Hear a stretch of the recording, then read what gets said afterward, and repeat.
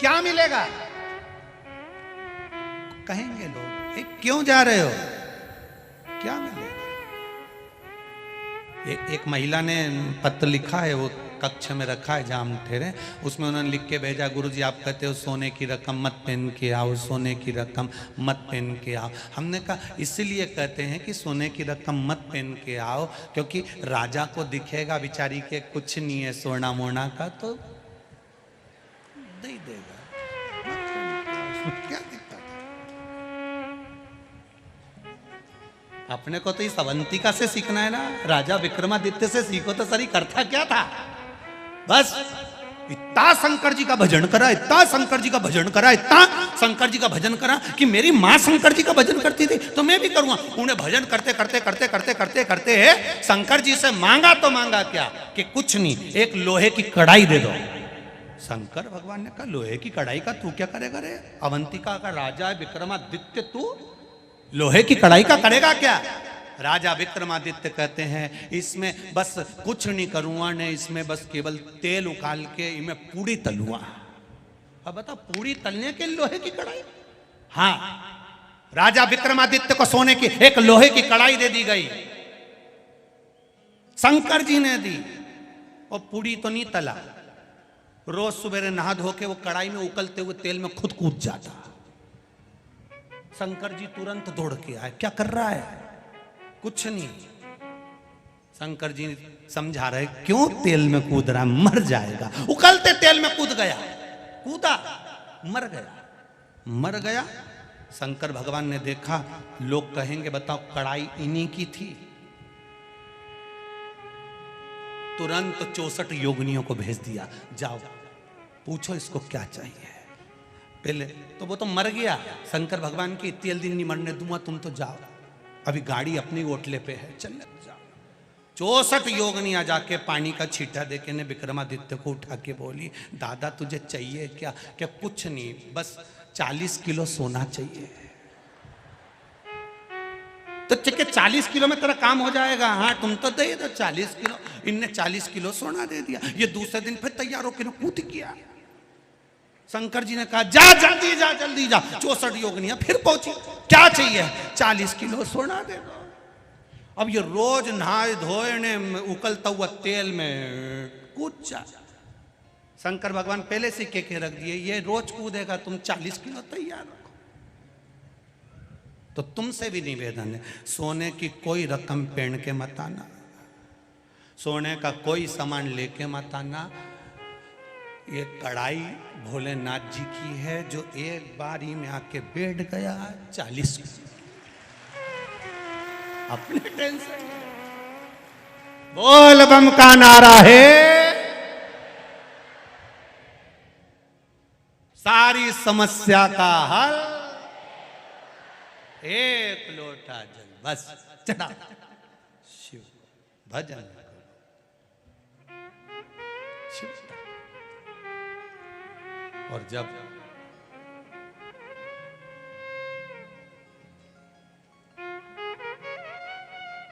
हम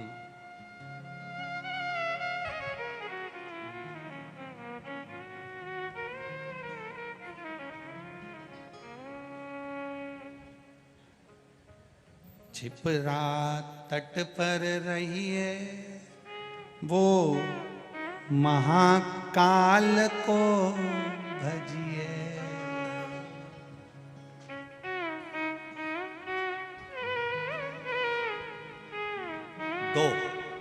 12 ज्योतिर्लिंग में से एक है काशी, दूसरी है अवंतिका उज्जैन। काशी में जो मरता है उसको मरते ही मोक्ष मिल जाता है। अब थोड़ा समझ लेना, हो बहुत काम की चीज है रे दादा। ओ भैया बड़ा ध्यान से सुनना, इतनी सी मत निकलने देना। काशी में लोग मरने के लिए जाते हैं, मरेंगे मोक्ष मिल जाएगा, प्राण छूटेंगे मोक्ष मिल जाएगा। काशी में पार्वती जी ने वर मांगा था कि जो मरेगा उसको गुरु मंत्र आपको देना पड़ेगा, मर गया। अब एक बार उज्जैन में रहने वाला मर गया, अब तेरा क्या होगा रे कालिया, जरा विचार कर। उज्जैन में रहने वाला मर गया और शंकर जी आ रहे थे कैलाश पे। उनने क्या देखा कि नंदी पे, जो उज्जैन में मरा था वो नंदी पे बैठा था और शंकर जी उस नंदी का बेल की रस्सी पकड़कर डमरू बजाते बजाते चल रहे थे और आगे सब की सब जितने उनके नंदी श्रृंगी भृंगी जितने थे वो तुम्बा तुम्बी बजाते हुए पुंगा पुंगी बजाते चल रहे। अब जैसे ही कैलाश पे पहुंचे तो पार्वती जी को लगा जाने भगवान जाने कौन आया, इतना VIP मेहमान, ना जाने कौन आ गया। पार्वती जी ने पूछा, इतना डमरू बजाते बजाते आ रहा हो, इतना तो जिंदगी में तुमने मेरी शादी में नहीं बजाया, इतना बैंड बाजा तो, इतना बैंड बाजा तुमने कभी नहीं बजाया, न पुंगा पुंगी ने सहनाई न तुम्बा तुम्बी ने मृदंग ने ढोल ने नगाड़े, ये सब आखिर ये है कौन? पार्वती जी ने केवल अंदर इशारे में पूछा कि ये है कौन? शंकर भगवान ने कहा उज्जैन का रहने वाला है, अवंतिकापुरी का।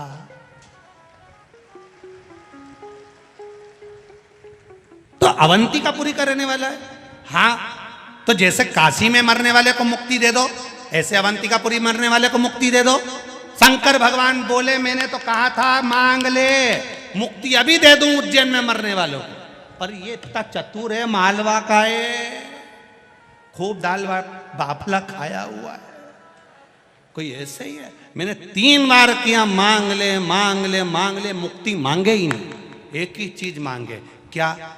बस कैलाश में रहना है, आपकी भक्ति करना है, दूसरी बार जन्म देना, वापिस उज्जैन में जन्म दे देना महाकाल की तरह। तो पार्वती जी बोली शंकर जी से, तो तुम इतने टेंशन में क्यों? कि मुक्ति मांग लेता तो एक बार में खल्लास, निपट गई भाई, बंद करके पटक दो। अब हर बार मांगा कैलाश का धाम दो, भक्ति दो और दूसरी बार वापिस उज्जैन में जन्म दो। अब ये यूं ही मरता रहेगा, यूं ही चाहता रहेगा, बार बार उज्जैन, बार बार भजन, बार बार कैलाश। तो उज्जैन में मरने वाला मुक्त तो होता ही है, संग में शंकर की भक्ति प्राप्त कर कर फिर पुनः शिव के धाम में आ जाता है। वो इस उज्जैनी का आनंद है, साधारण नहीं है उज्जैनी में। शिव भक्ति मिलती है, शिव भजन मिलता है, मुक्ति मिलती है, कैलाश का धाम मिलता है, शंकर का गुणगान मिलता है। जब उज्जैनी का अवंतिकापुरी में, और आप सब किस्मत वाले हो साहब जिसने एक बार इस अवंतिकापुरी में बैठकर शिव महापुराण की कथा सुन ली। तुम चिंता मत करना, तुम्हारा मकान उज्जैन में होए चाहे नहीं होए, पर तुम्हारा रजिस्टर में नाम आ गया। मकान भले यह नहीं है पर कहलाओगे तुम उज्जैन वाला ही हो। तो तुम चिंता मत करना, अपन सब नंदी पे बैठ के चलेंगे, कैलाश में मिलेंगे और वापिस यही उज्जैनी में आएंगे और फिर शिव पुराण की कथा करेंगे। अपन टेंशन काहे को चिंता करना। हाँ, चेहरे बदल सकते हैं, तुम्हारी नाक लंबी है तो थोड़ी टेढ़ी हो ही जाए, अब कान मान बदली जाए न, मुंडा का थोड़ा नक्शा मक्सा बदली जाए तो टेंशन बदल, या बस एक ही है, अवंतिका अवंतिका है। कहा सौम्य दर्शना से राजा भर्तरी कह रहे हैं विक्रमादित्य के बड़े भाई, क्या मिलता है? मां कहती है कि वो कदम से कदम मिलाकर चलता है, भटकने नहीं देता। मां वो भटकने नहीं देता? नहीं, आएगा मौका तो शिव की आराधना का फल तुझे बताऊंगी मैं। और अभी कथा में कहा जोरू और जमीन व्यक्ति को कब बदल देती है पता नहीं पड़ पाता। आया समय, राजा भर्तरी ने खूब भजन करा देवाधिदेव महादेव का, गुरु जी प्रसन्न हो गए। गुरु जी ने राजा भर्तरी को एक फल दे दिया, राजन ये वो फल है जो खाएगा वो जवान रहेगा, कभी बुढ़ा ही नहीं होगा। राजा भर्तरी ने फल लिया, खुश हो गया। राजा भर्तरी सबसे ज्यादा प्रेम अगर करता था तो अपनी धर्म पत्नी से करता था। उसने सोचा मैं भले बुढ़ा हो जाऊं पर मेरी पत्नी जवान की जवान बनी रहे, तो उन्हें वो फल राजा भर्तरी ने अपनी पत्नी को दे दिया। पत्नी फल लेकर गई। अब क्या बोलूं, पत्नी फल लेकर गई। राजा भर्तरी की धर्म पत्नी, राजा भर्तरी सबसे ज्यादा प्रेम पत्नी से करता था, इसलिए उसको बूढ़ी होते नहीं देख सकता था, तो उसको फल दे दिया। पत्नी फल लेकर गई। वो सेनापति को ज्यादा चाहती थी, राज्य के सेनापति को बहुत प्रेम करती थी। उसने सोचा फल मैं खा लूंगी, जवान हो जाऊंगी, पर जवान तो मैं जिसको चाहती हूँ सेनापति को होना चाहिए। तो सेनापति को फल दे दी कि इसको खा लोगे, जवान रहोगे, मरते दम तक बूढ़े नहीं होगे, मरते दम तक बूढ़े नहीं हो गए। सेनापति ने फल लिया। सेनापति, रानी सेनापति को चाहती थी, पर सेनापति रानी को नहीं चाहता था। सेनापति रानी के यहाँ जो एक नौकरानी थी, दासी, उसको बहुत प्रेम करता था। तो सेनापति ने सोचा मैं बूढ़ा हो जाऊं, चल जाए, पर ई के बूढ़ी नहीं होने दूंगा, तो वो फल दासी को दे दिया। अब दासी के पास में फल आया। दासी ने विचार करा, ये वो फल है जो खाएगा जवान रहेगा। मेरे नगर का राजा भर्तरी पूरी सनातन धर्म की ध्वजा फैला रहा है, ये फल मैं उसको दे देती हूँ, सनातन धर्म जीवित रहेगा जब तक वो रहेगा। फल लेकर वो दासी, वो नौकरानी, वो सेविका फल लेकर राजा भर्तरी के पास पहुंच गई। महाराज महाराज महाराज। महाराज ने कहा क्या बात है, ये फल वो फल है जो खाएगा वो जीवन भर जवान रहेगा। भर्तरी के हाथ में फल आया। फल आते से ही भर्तरी ने देखा ये तो मैंने रानी को दिया था। नौकरानी से, दासी से पूछा ये फल तुम्हारे पास कैसे आया। उसने बताना नहीं चाहा। राजा ने उसको डराया, धमकाया। तब उसने कहा सैनिक मुझे चाहता है, ये फल मुझे सैनिक ने दिया। सेनापति को दिया। सेनापति को बुलाया, फल कहां से आया। डराया, धमकाया, सेनापति बताने को तैयार नहीं। कहा रानी मुझे बहुत ज्यादा प्रेम करती है, रानी ने दिया। रानी को फल लिया। रानी से कहा तूने सेनापति को दिया। हाँ मैं इसको बहुत प्रेम करती हूं। राजा भर्तरी सिंहासन से नीचे उतरा, अपनी माँ की गोद में सिर रखकर बोला माँ, जिस राजा के पास में सारी सत्ता वैभव है और उसकी पत्नी उसकी नहीं हुई, तो ये वैभव का करूंगा क्या। एक क्षण में छोड़ दिया, एक क्षण में। जोरू और जमीन कब बदल दे टाइम नहीं लगता। तुलसी बाबा के साथ भी यही हुआ, एक क्षण में बदल गए। कब बदल जाए। भाई भाई की जमीन रहती है, परिवार की जमीन रहती है, कुटुंब की जमीन रहती है। एक परिवार की जमीन 1 इंच भी जमीन ऊपर लेके नहीं जाएगा, पर उसके लिए अदालत में लड़ लड़ के मर जाएगा। और 1 इंच लेके नहीं गया, खाना पीना दुश्वार हो गया। महाराजों से जाकर पूछ लिया कि बता दो हमारा केस कैसे निपटेगा, और जैसे ही केस निपटेगा मैं सुंदरकांड का पाठ करूंगा। एक जमीन का जरा सा 1 इंच टुकड़ा, नारी के प्रति एक आसक्ति, एक आसक्ति कर दिया। राजा ने अपनी मां की गोद में, सौम्य दर्शना की गोद में, अपनी मां की गोद में राजा भर्तरी सिर रखकर बैठा है। आंख से आंसू मां की गोद में झड़ रहे हैं। सौम्य दर्शना शंकर की आराधना करने वाली 1 मिनट शिव के बिना नहीं रहती थी। राजा भर्तरी की मां, राजा विक्रमादित्य की मां 1 मिनट नहीं रहती थी। आ गई। जैसे ही राजा भर्तरी अपनी मां की गोद में सिर रखकर रो रहा था, इतनी देर में राजा भर्तरी विक्रमादित्य की बहन मेनावती वहां पर आई। राजा विक्रमादित्य की बहन का नाम था मेनावती। राजा भर्तरी की बहन का नाम था मेनावती। मेनावती दौड़ कर आई और मेनावती ने आकर देखा, अगर दुनिया में जो संबंध भगवान ने बनाया है ना, भाई का, बहन का, ये संपत्ति बांटने के लिए नहीं, ये विपत्ति बांटने के लिए बनाया है। संपत्ति बांटने के लिए नहीं। जोरू और जमीन व्यक्ति को जानवर बना देती है। थोड़ा बचकर रहिएगा। सहजता में ध्यान रखकर चलना है। एक नारी के चक्कर में पूरी महाभारत हो गई।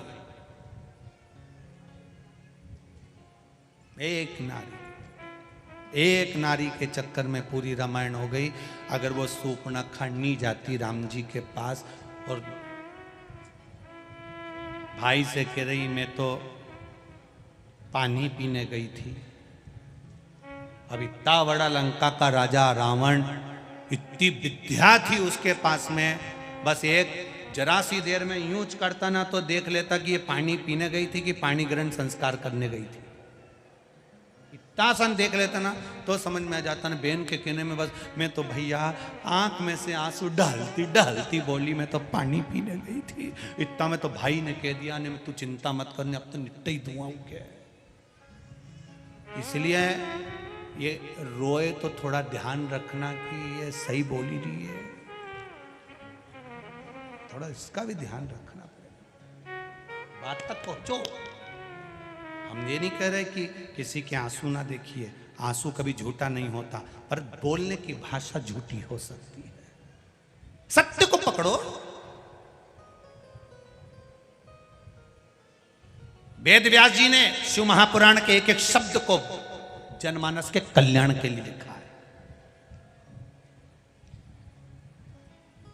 आज पूरा विश्व, आज पूरा देश विदेश में जो शंकर भगवान के भक्ति बढ़ी है, और ये वेद व्यास जी ने जो शिव पुराण दी है हमको आपको, ये कोई साधारण नहीं दी है, ये शिव जी ने दी है। मिलेंगे बहुत सारे, कहेंगे ना जाइएगा, ना करिएगा, ना जाइएगा। शिव कथा कह रही है। राजा भर्तरी मां की गोद में, मां सौम्य दर्शना की गोद में सिर रखकर रो रहे हैं। बहन मैनावती आ गई। राजा विक्रमादित्य राजा भर्तरी की बहन मैनावती। और मैनावती ने आकर कहा, मैनावती आकर बोली भैया संसार में जन्म लेने वाला व्यक्ति मृत्यु लोक में अगर आपने जन्म लिया है और कोई ने आपको धोखा दिया है, भैया वो चिंता का विषय नहीं है। आपने जन्म लिया, जिसका साथ आपने दिया, आपने अपनी पत्नी को स्नेह दिया, परिवार को स्नेह दिया, पुत्र को स्नेह दिया, रिश्तेदारों को स्नेह दिया, और मान लो वो आपको धोखा दे दें तो इसमें आपकी गलती नहीं है। जिसने आपको धोखा दिया है कई जन्म तक वो आपके दरवाजे पर, आपकी चौखट पर एक रोगीला जीव बनकर, स्वान बनकर पड़ा रहता है। मैनावती कह रही है, राजा भर्तरी राजा विक्रमादित्य की बहन, जिनकी मां इतनी संस्कारवान हो, शंकर जी के मंदिर जाना, शिव जी का आराधना करना, शिव भक्ति में डूबे रहना, शंकर का गुणगान करना, तो उनके बच्चे कितने संस्कारित होंगे। जरा विचार करिए, उनके बच्चे कितने संस्कारवान, जरा विचार करिए।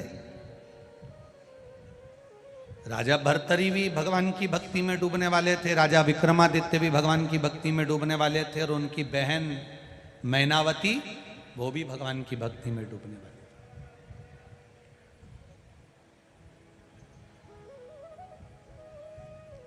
छीन कर खाने वाले का कभी पेट नहीं भरा था, और बांट कर खाने वाला कभी भूखा नहीं सोता।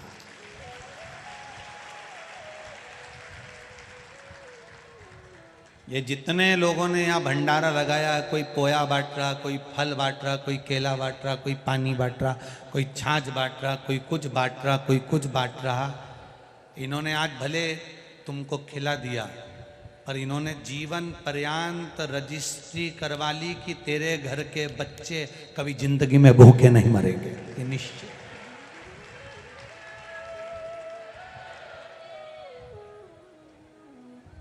ये जजमान परिवार कथा करवा रहे हैं, इन्होंने आज भले एक बेलपत्री के बराबर अगर कुछ समर्पण करा है तो इनके खाते में जो लिखाया वो कम ना लिखाया है। आज इस जमीन पर आंजना परिवार में अगर कथा हो रही है, इस भूमि पर कथा हो रही है, तो इन्होंने अपने खाते में जैसे रजिस्ट्री होती है वैसे अपने खातों में लिखवा लिया कि तुम्हारे यहाँ बाबा देवादिदेव महादेव की कृपा थी इसलिए भूमि पर कथा हो गई। ये शिव तत्व, शिव तत्व सहज नहीं है।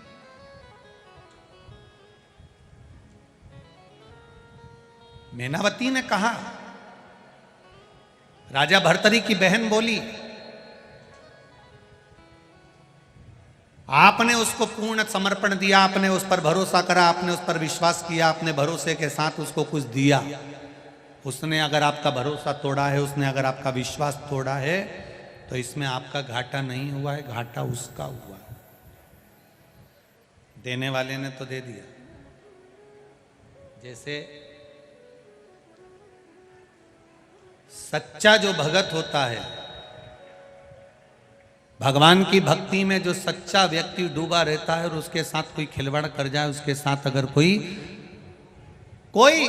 उसको धोखा दे जाए, सच्चा है वो, ईमानदारी से भगवान के भजन में लगा है, भगवान की भक्ति में लगा है, और उसको अगर कोई तकलीफ दे रहा है, उस पर इल्जाम लग रहा है, उसको अपशब्द कहा जा रहा है, उसको ताना दिया जा रहा है, वो तो अपनी जिंदगी अच्छे से जी लेगा। पर जिसने इल्जाम लगाया, ताना दिया, अपशब्द कहा, आड़े टेढ़े वचन बोले, वो सुख की जिंदगी नहीं जी पाता।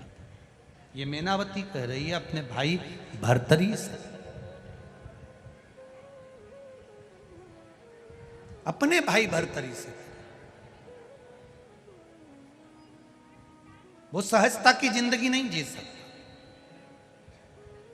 सच्चा जो संत होता है, सच्चा जो साधु होता है, सच्चा जो तपस्वी होता है, सच्चा जो शंकर भगवान का उपासक होता है, सच्चा है, उसके मुख से कोई बात निकली तो वो पत्थर की रकील हो जाती है, और उस पर जो चलता है उसका फल उसको अवश्य प्राप्त होता है, निश्चित है।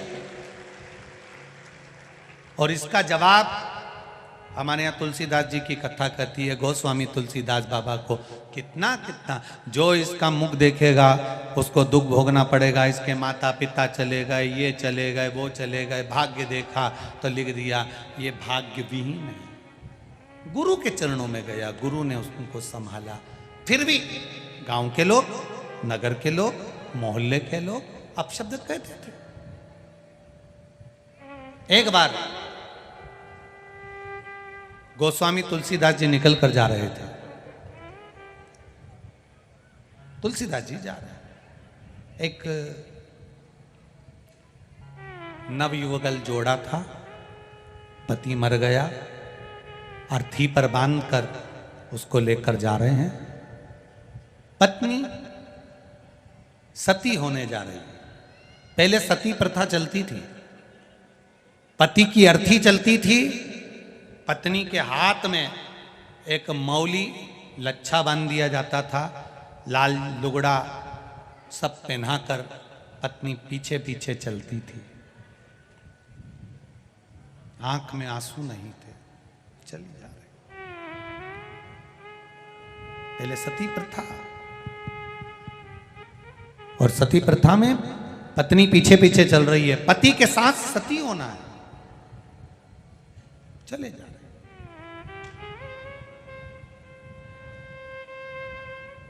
तुलसीदास जी निकल कर जा रहे थे, तुलसीदास बाबा निकल कर जा रहे हैं, और तुलसीदास जी जब निकल कर जा रहे थे तो वो जो जिसका पति मर गया था और वो हाथ में जो मौली बंधी थी, सती होने जा रही थी, तो उसने विचार करा ये ब्राह्मण का बालक निकल के जा रहा है, लोग इसको दिन रात गाली देते हैं, आड़ा ताड़ा बोलते हैं, अपशब्द बोलते हैं, कैसा भी है पर है तो ब्राह्मण ना, है तो ब्राह्मण।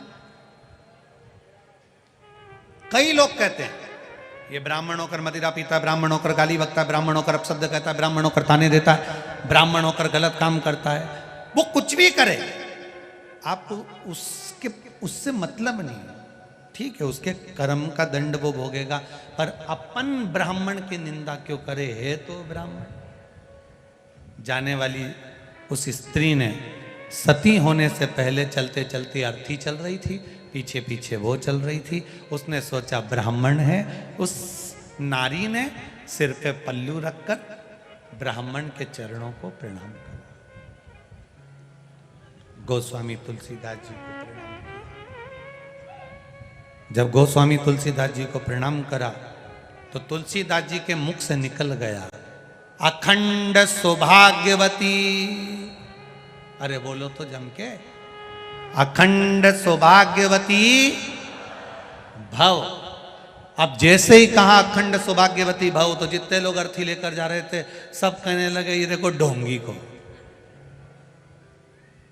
ये बामण है, ये ढोंगी है, इसको देखो जरा, प्रपंची को, कपटी को, झूठे को, ढोंगी को। पति मर गया, सती होने जा रही है, और क्या बोल रहा है, बोलो बोलो जम के, अखंड सौभाग्यवती भव। इसको देखो, इसमें अक्ल है, ये ढोंगी में अक्ल है। इतनी गाली दी गांव के लोगों ने, इतनी गाली दी, इतनी गाली दी। स्त्री को भी कहा, किसके पांव पड़ गई थी, वो ढोंगी के, वो पापी के, कपटी के। इतनी गाली दी वो स्त्री के भी, तेरा पति मर गया, सती होने जा रही है, और पांव पड़े तो उसके। स्त्री ने हाथ जोड़कर कहा, वो कुछ भी हो पर है तो ब्राह्मण, इसलिए मैंने उसके चरणों को धोख लगाई, प्रणाम किया। आड़ा टेढ़ा बोलती जा।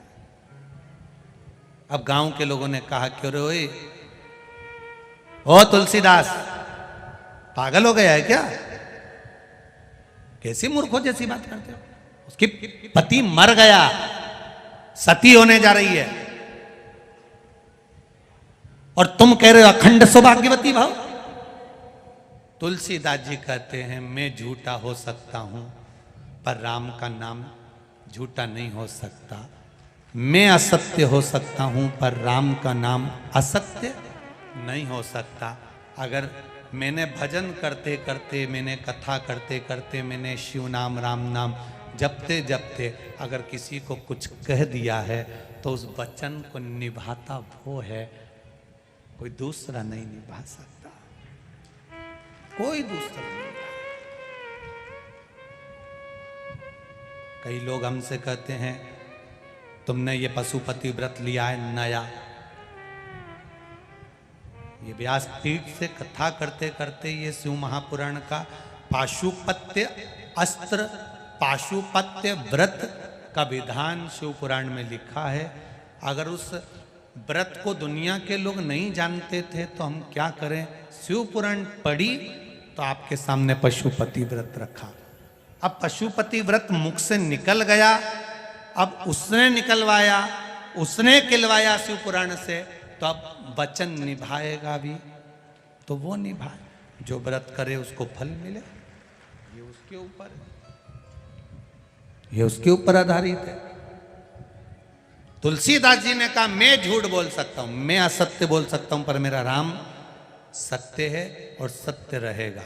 इतने में तो गांव के लोगों को गुस्सा आ गया। उन्होंने कहा, चल हाथ पकड़ा और अर्थी नीचे रखो, नीचे रखो अर्थी। गांव के लोगों ने अर्थी नीचे रखी। देख ये मरा कि नहीं मरा, ये मरा कि नहीं मरा, देख। तुलसीदास जी ने उसके पास में बैठकर अर्थी पर बंधे हुए व्यक्ति से कहा, भैया राम नाम को बोलो तो सही, एक बार बोलो तो। गांव के लोग हंस रहे थे, ठहाके लगा रहे थे, ये ढोंगी, ये कपटी, ये पापी, अपशब्द बोल रहे थे। तुलसीदास जी अर्थी पर बंधे हुए मुर्दे से कह रहे थे राम नाम बोलो तो सरी, राम नाम बोलो तो सरी। पीछे से चिल्ला रहे थे मरा है मरा है। तुलसीदास जी कह रहे थे उसमें भी तो राम समाया है, मरा मरा मरा मरा मरा मरा मरा मरा, उसमें भी तो राम समाया है। राम सत्य है, वो कभी मरता नहीं है, तो ये क्यों मरा? तुलसीदास जी बोले भैया बोलो तो सरी। इतने में मुर्दा उठकर बोलता है राम नाम सत्य है। उठ गया, सत्य बोल दिया। ये जो मुर्दे के पीछे तुम लोग राम नाम सत्य बोलते हो, ये सबसे पहले मुर्दे ने ही सत्य बोला था, तब लोगों ने राम नाम सत्य बोला। उठ गया। राम झूठा नहीं है, शिव झूठा नहीं है। वो तो दुनिया आज के समय में कई लोगों को शंकर जी की मंदिर जाने से, शिव जी पे जल चढ़ाने से, शंकर जी का भजन करने से, शिव मंदिर में जो लोगों की भीड़ बढ़ रही है, उससे कई लोगों की बुद्धि बिगड़ती गई कि भाई ऐसे कैसे भीड़ बढ़ रही है, ऐसे कैसे लोग जा रहे हैं, ऐसे कैसे लोग जल चढ़ा रहे हैं। बस लोगों के मन में ये आ गया कि ये सनातन धर्म फिर आगे बढ़ने लगा, फिर बढ़ने लगा। तो जो विरोधी थे उन्होंने हर कुछ फिर बोलना प्रारंभ कर दिया शंकर जी के प्रति, जिससे लोग मंदिर जाना छोड़ दें, शंकर पे जल चढ़ाना छोड़ दें, आचमन करना छोड़ दें। दुनिया के लोगों को बुरा लगता है कि शिव जी पे चढ़ा हुआ जल पीने से कई लोग के मत पियो, कोई के पाप लग जाएगा। आज के जमाने में किसी ने ये नहीं किया कि मदिरा मत पियो, दारू मत पियो, गंदा काम मत करो, पर शंकर जी का जल पी रहे हैं तो के मत पियो। बस इनका चरण धोई धोई के पियो, ऐसा ऐसा महाराजों के। शिव जी का जल मत पियो, बस इनका चरण धो और पियो, उसमें पाप नहीं लगेगा। शंकर जी को चढ़ाया हुआ जल पीने में पाप लग जाए। शिव जी पे चढ़ा हुआ जल मात्र जहां से निकल कर जाता है ना, इतना पवित्र होता है कि शिव जी का जल जहां से बहकर जाता है उसको लांघा तक नहीं जाता है, इतना पवित्र होता है। कोई साधारण है? लांघा तक नहीं जाता, शिव तत्व को जाता। आग लगे बस्ती में, क्या किसको रोइए? जिसको शंकर जी पे विश्वास हो, जिसको विश्वास हो कि मेरा बाप यही है, वही शंकर की उपासना कर सकता है। जिसको बाप पे भी शंका हो जाए वो शंकर का भगत हो ही नहीं सकता। किसके भगत आप? शिव के। बोल बम का नारा है, बाबा एक सहारा है, शिव पर विश्वास। राम जी की कथा कहती है शंकर विश्वास रूपिणो शिव पर करा भरोसा, कभी टूटता नहीं है। सब अगर कोई भजन करने वाला मरता है तो बैकुंठ से पार्षद आते हैं, लेकर जाते हैं, पर शंकर का भजन करने वाला मरता है तो कोई नहीं आता, शंकर खुद आकर उसको लेकर जाते हैं। कोई नहीं, शिव। राम नाम सत्य है, शिव नाम सत्य है, कृष्ण नाम सत्य है, भगवान का नाम सत्य है। उसको पहचाना, उसको जाना। बहन मैनावती बोल दी, भैया किस भ्रम में जी रहे हो? अपनी माता ने, सौम्य दर्शना अपनी माता ने शंकर की आराधना करी है, शिव क्या भजन करा है। अगर आप शंकर का भजन कर रहे हो तो शंकर का भजन करने वाले के साथ अगर कोई धोखा करता है, शिव मंदिर से अगर किसी को दूर किया जाता है तो उसका भी नाम और निशान समाप्त हो जाता है। पहले एक महाराज आए थे, सोफे पे बैठकर बोलते थे खूब कृपा बरसेगी। उन्होंने शंकर जी को घरों से निकाल कर पीपल के पेड़ में धरवा दिया, घरों से शिवलिंग को निकलवा कर छिपरा में ठंडा करवा दिया, घरों से शंकर जी का शिवलिंग सब ने निकाल निकाल निकाल के रख दिया। शंकर जी घर में नहीं होना चाहिए, ऐसे महाराज पैदा हुए। और फिर एक दिन शंकर जी ने उनको ही निकाल के पीपल के पेड़ के नीचे धर दिया। एक और पैदा हो गए, शिव जी पे चढ़ा जल मत पियो, शंकर जी का भजन मत करो, और पैदा होते गए।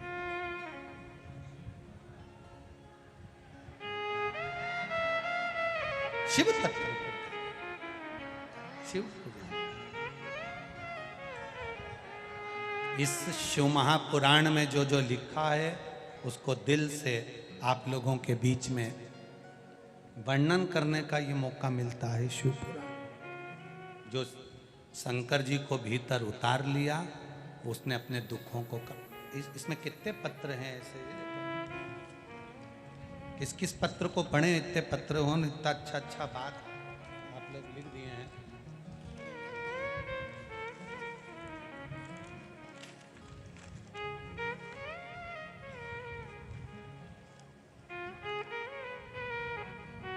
डॉक्टर अजय गुप्ता,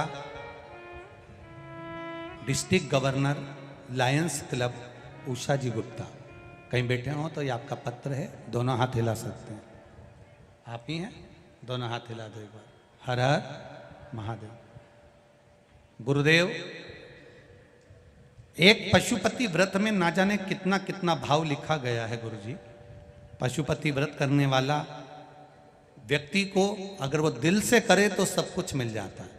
मेरी बेटी की शादी, मेरी बेटी को बच्चा, डॉक्टर साहब के जितने भी सरकारी कार्य थे, मैंने केवल पशुपति व्रत करती रही और बाबा मेरी सुनता रहा और बाबा ने सब कुछ दे दिया। एक बार दोनों हाथ उठाकर हर हर महादेव। साधुवाद। Doctor Ajay ji Gupta, district governor, Lions Club, Usha Gupta. दिल से अगर मांगा है। एक पत्र और बड़ा सुंदर है, देखिए।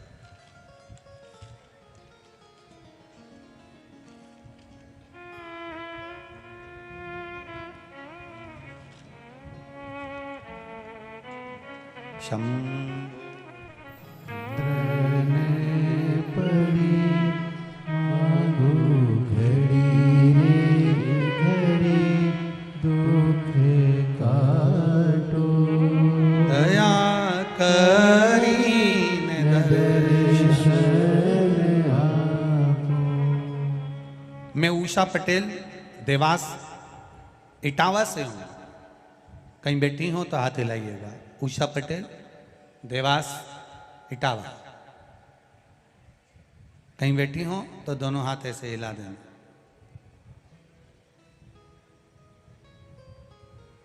उषा जी पटेल।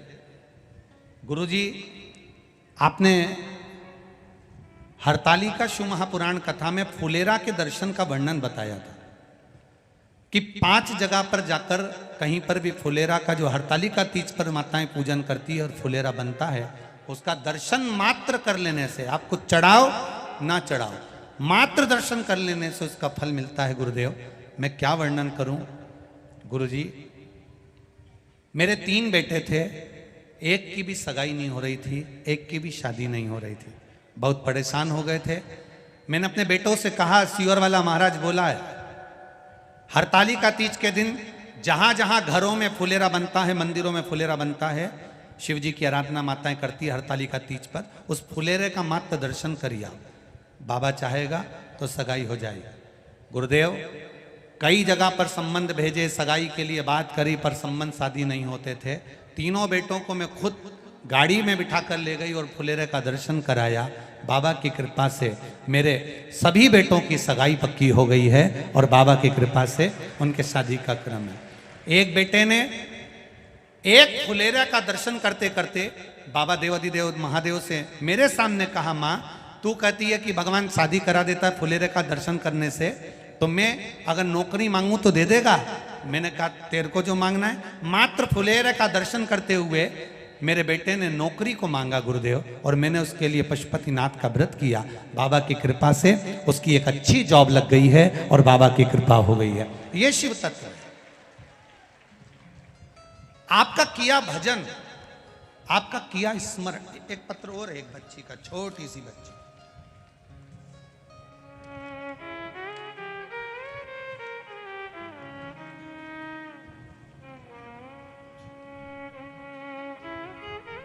मैं पेप कुंवर, जादौन, मुरादापुर, लोदिया की रहने वाली हूं। कहीं बैठी हो तो हाथ हिलाइएगा। कहीं बैठी हो तो हाथ हिलाइएगा। मैं पेप कुंवर जादौन मुरादपुरा लोंदिया की रहने वाली हूँ। मैं भोलेनाथ का क्या वर्णन करूं गुरुदेव। टीवी पर कथा सुनती हूँ। मेरी बहू को 8 महीने की सोनोग्राफी में बच्चे के अंदर जो बच्चा था उस बच्चे के पेट में गठान बता दी थी। हम बहुत घबरा गए थे। मेरे यहाँ दूसरे दिन बहू को ही हमने रुद्राक्ष का जल पिलाना प्रारंभ कर दिया। रुद्राक्ष का जल पिलाते रहे गुरुदेव। पर वो रुद्राक्ष हमने यहीं से ले लिया और उसका जल किसी हमारे पड़ोसी ने दे दिया था, उसका जल हम पिलाते रहे। बाबा की कृपा से बच्चा तो हुआ, पर बच्चे के पेट में गठान रही गुरुदेव। जब बच्चे के पेट में गठान हुई, 7/7/2022 को बच्चे ने जन्म लिया और बाबा की कृपा से उसके गर्भ में जो बच्चा था, बच्चे के पेट में गठान थी गुरुदेव। डॉक्टरों ने कहा इसके पेट में गठान है, उसका सीजर ऑपरेशन अभी करना पड़ेगा। वो गठान गली नहीं थी गुरुदेव। हमने उस डॉक्टर के कहने पर गठान का ऑपरेशन करवा लिया। जन्म लिए बच्चे के पेट की गठान का ऑपरेशन कराया। थोड़ा समय निकला गुरुदेव, अब दूसरी गठान उस बच्चे के पेट में हो गई। सोनोग्राफी कराई, फिर वापस गठान आ गई। क्या करें? तब विचार करा अब करें क्या। तो पड़ोसन बोली देखो रुद्राक्ष मेरे पास पुराना रखा है जो मैंने आपको दिया था, पर सीहोर का नहीं है। अपन सीहोर चलते हैं, रुद्राक्ष लेकर आते हैं। और सीहोर से रुद्राक्ष लेकर आए गुरुदेव। बच्चे को 3 महीने उस रुद्राक्ष का जल पिलाया, क्योंकि जन्म लिया बच्चा था, दूसरी बार गठान उसके पेट में हो गई थी गुरुदेव। जल पिलाते पिलाते 3 महीने हुए और दूसरी सोनोग्राफी जब हुई तो डॉक्टर ने कह दिया इस बच्चे के पेट में जो गठान है वो गल चुकी है। मैं बच्चे का फोटो भी लगा रही हूं। जिस बच्चे का जन्म हुआ, जिसके पेट में गठान थी, ऑपरेशन हुआ, और बच्चे का दूसरा फोटो लगा रही हूं जब गठान गल गई है और बच्चा पूर्ण तरह से स्वस्थ है। मैं सारे फोटो लगाकर भेज रही हूं। श्री शिवाय नमस्तुभ्यं। शिव तत्व को जानना, करो भजन, करो ईश्वर। शिव के करीब जाना मतलब राम कृष्ण शंकर की अविरल भक्ति को प्राप्त कर जाना। अविरल भक्ति।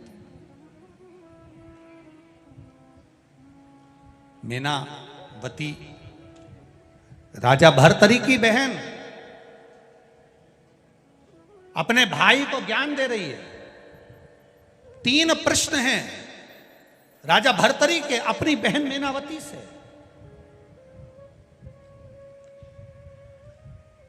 इस अवंतिकापुरी का इतिहास, इस अवंतिकापुरी की रच का महत्व, इस अवंतिकापुरी का जीवन का एक आनंद राजा भर्तरी की बहन से किए गए प्रश्नों में जो उत्तर दिए गए हैं, उसने राजा भर्तरी को संत बना दिया, एक गुफा में प्रवेश करा दिया।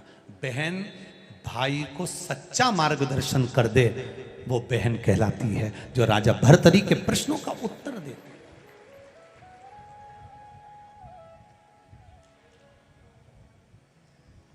जैसे देवराज नाम का ब्राह्मण अंत समय में प्राण त्याग कर शिवधाम जाता है।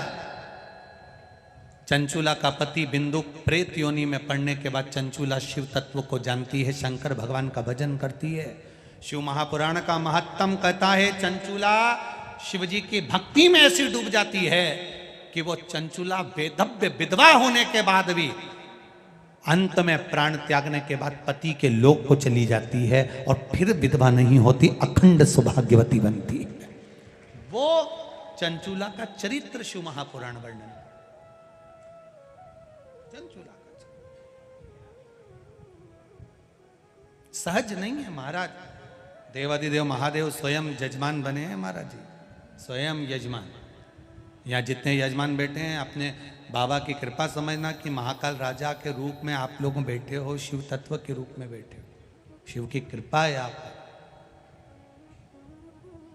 पुण्य की गुल्लक भराई होगी तब जाकर ये शिव महापुराण की कथा मिली है।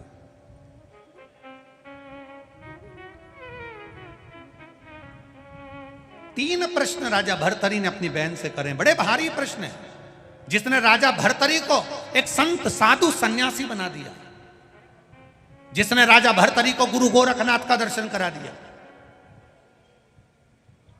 जिसने राजा भर्तरी की सेवा में 64 योगिनियों को पहुंचा दिया।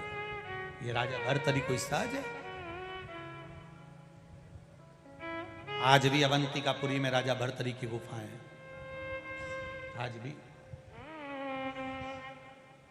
करो दर्शन उसके। वो 3 प्रश्न कौन से हैं, कल की कथा में अपन उसका स्मरण करेंगे। वो 3 प्रश्न पूरी अवंतिकापुरी उज्जैनी के लिए और पूरे राष्ट्र के लिए, पूरे विश्व के लिए एक बहन अपने भाई को बता रही है।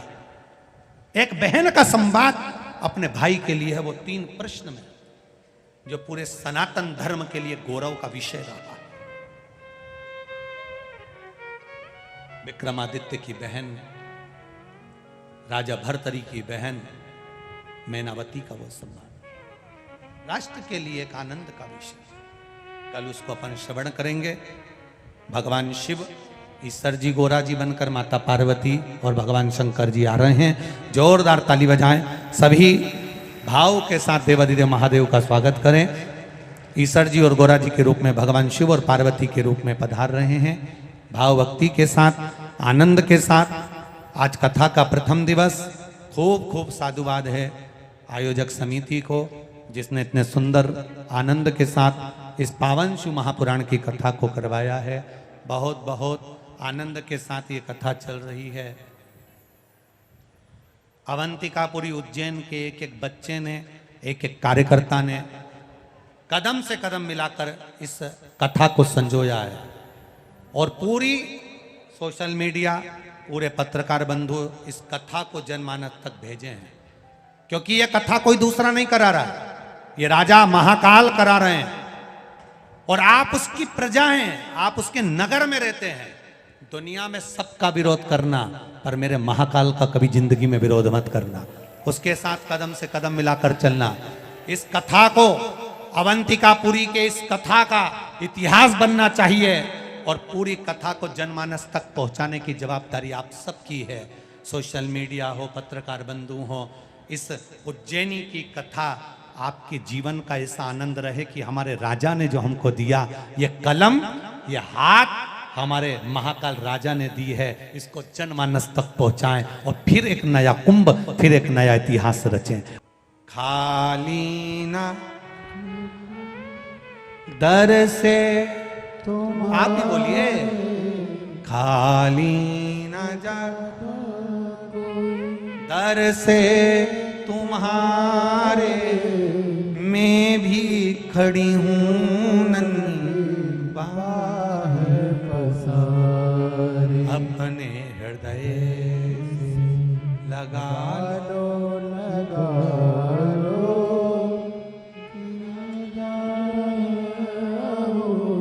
उठा लो, उठा लो प्रभु अपने दर से, अब तो न टालो, गिरा जा रहा हो, उठा लो, उठा।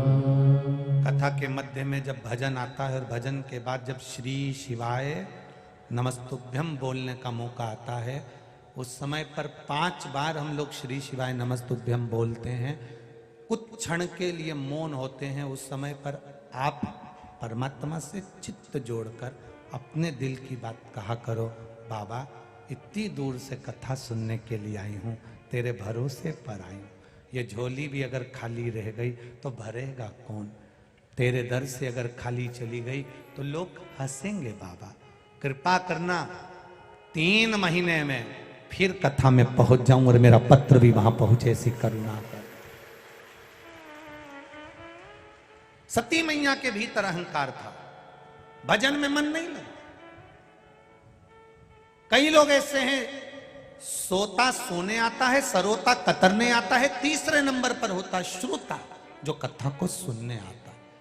कितनी गर्मी लग रही है, भूख लग रही, प्यास लग रही, कोई बोल रहा, चाल रहा, उसे कोई मतलब नहीं, उसको तो केवल कथा से मतलब है।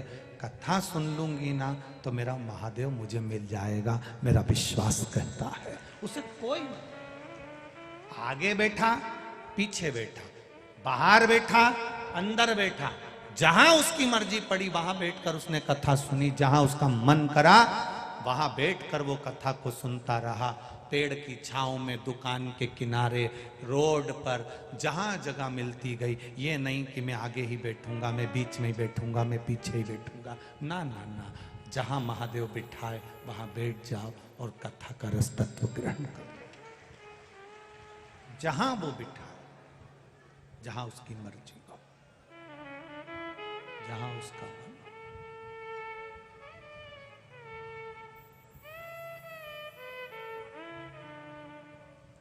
उसकी मर्जी, उसका मन, उसका चित्त।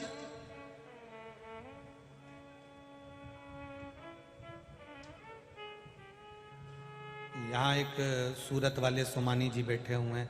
हम उनसे हमेशा कहते हैं तुम जजमान बनते हो पर अपना नाम क्यों नहीं देते? नहीं गुरु जी, देने वाला तो महाकाल है, कुबेरेश्वर महादेव है।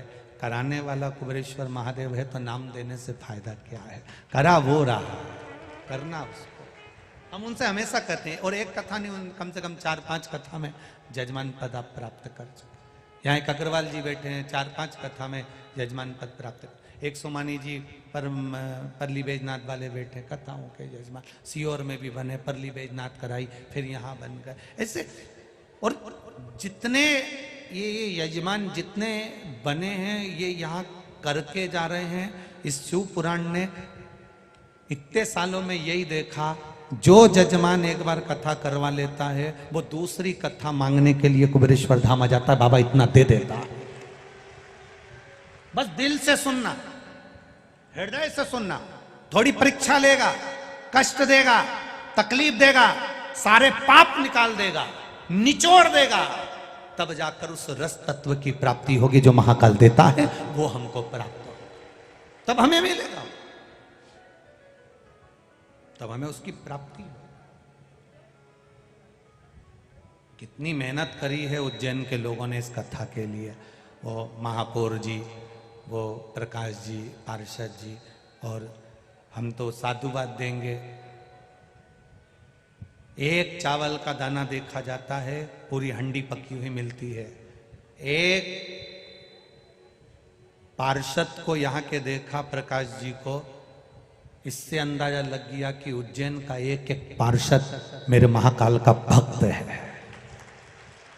पूरे उज्जैन का एक एक पार्षद को देखा, उससे अंदाजा लग गया कि उज्जैन का एक एक पार्षद अविरल भक्ति में डूबने वाला और सेवा करने वाला है। ये जोड़ने वाला नहीं, ये लुटाने वाला है। पूरे उज्जैन का एक एक पार्षद, ये देखने को मिला है। सहजता में कितनी मेहनत करी है उज्जैन के लोगों ने, कितनी, ये माताओं ने कितनी कितनी तैयारी करी। अपने अपने घरों में मेहमान ठहरे हुए हैं, ढेर भरे पड़े हैं, ढेर, इतनी तैयारी। सती मैया के भीतर अहंकार आ गया, कथा में मन नहीं लगा, चली गई। शिव जी ने उनका त्याग करा क्योंकि उनने सीता का रूप धारण करा।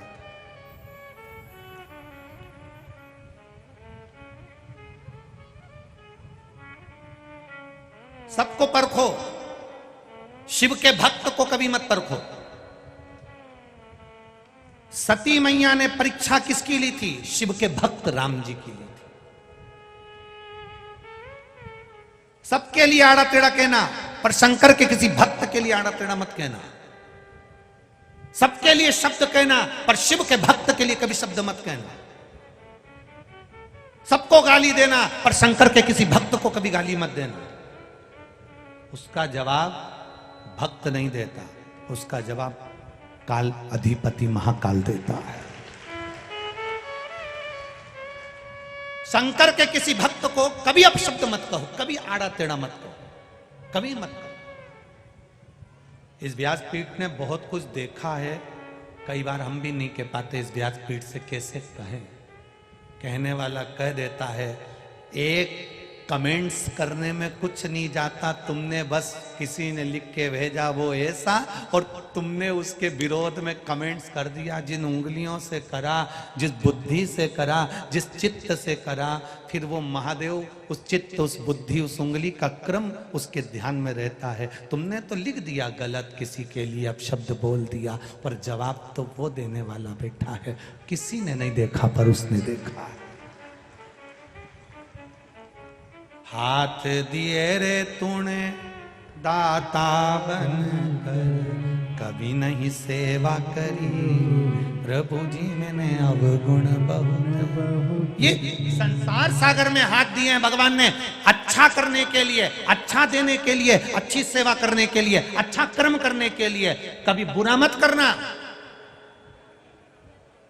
बहुत रोना पड़ता है और रोते समय ये स्मरण होता है मैंने क्या बुरा करा होगा, मैंने क्या तकलीफ दी होगी।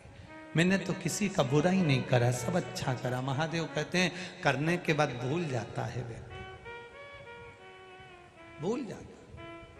अच्छा हो लिखो, भला किसी का कर ना सको तो बुरा किसी का मत करना, मत करो, अच्छा करो। यहाँ बहुत भगत लोग आते हैं, रोज रात को वीडियो बनाते हैं, भजन की वीडियो बनाते हैं, कथा की वीडियो बनाते हैं, यहाँ की जनता की वीडियो बनाते हैं, अपने अपने मोबाइल से लोगों को भेजते हैं। हमारी उज्जैनी में महाकाल की नगरी में फिर कुंभ 2016 में लगा था और अगला आएगा 28 के लगभग में, और उससे पहले 23 में कुंभ भरा गया। लोग लिख रहे हैं, भेज रहे हैं अपने उज्जैन की प्रशंसा, अपने महाकाल नगरी की प्रशंसा, अपने शिव भक्तों की प्रशंसा पूरे उज्जैन का एक एक मोबाइल कर रहा है। इससे ये मिलता है कि आपकी उंगली, आपका चित्त, आपकी बुद्धि सही जगह चल रही है, तो मेरा महादेव भी आपको सही मार्ग बताएगा और आपको मंजिल तक लेकर जाएगा। मेरा महादेव, मेरा महाकाल भी आपको सही मार्ग बताएगा और सही जगह तक लेकर जाएगा। शिव तत्व में सती मैया ने परीक्षा किसकी ली है? शंकर भगवान को गुस्सा नहीं आता, परीक्षा लेती। शंकर भगवान को क्रोध इसलिए आया, राम जी को क्रोध यहां इसलिए आया शिव जी को सती मैया पर कि तूने परीक्षा किसकी ली? राम जी की। वो राम जो मेरा भजन करता है, वो राम जो रोज शिवलिंग का निर्माण करता है, वो राम जो मेरा दिन भर गुणगान करता है, जब जब संतों के पास बैठता है मेरा ही बखान करता है, मेरा ही गुणगान करता है, और तू उसकी परीक्षा लेने गई। कभी भक्त की परीक्षा, शिव भक्त की परीक्षा, शंकर के भजन करने वाले की परीक्षा कभी मत लेना। कभी अपशब्द मत कहना, कभी ताना मत देना, कभी गाली ना देना, कभी ना।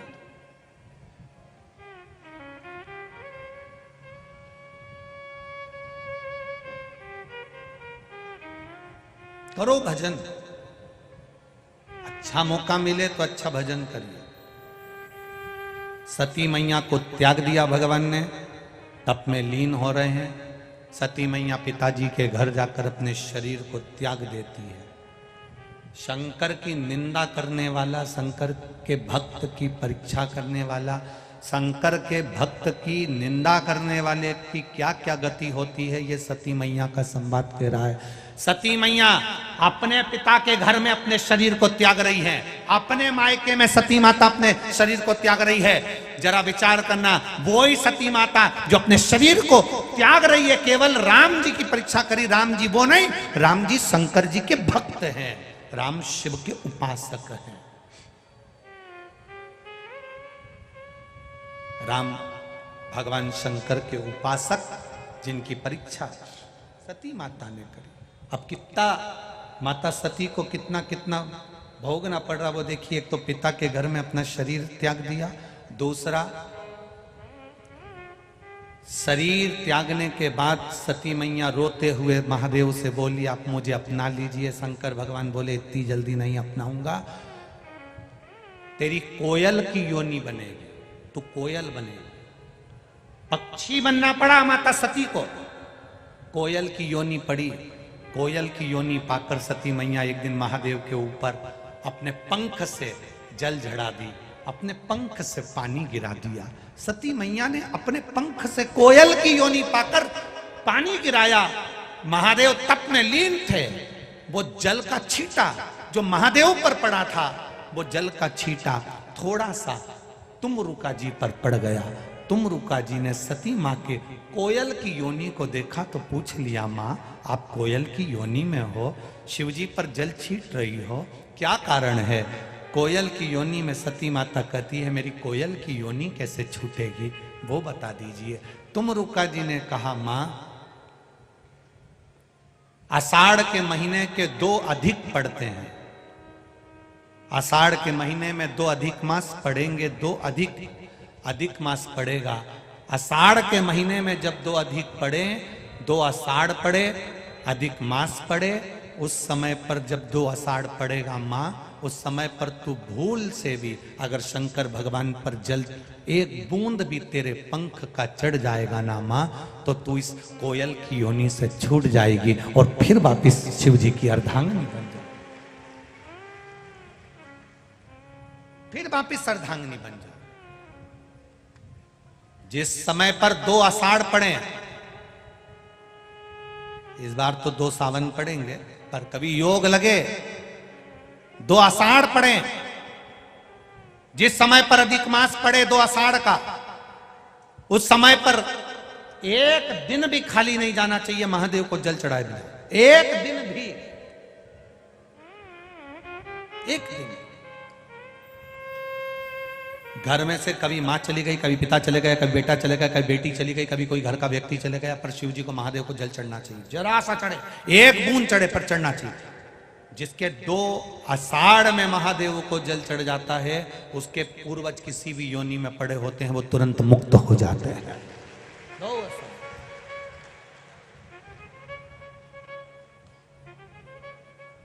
छूटना नहीं।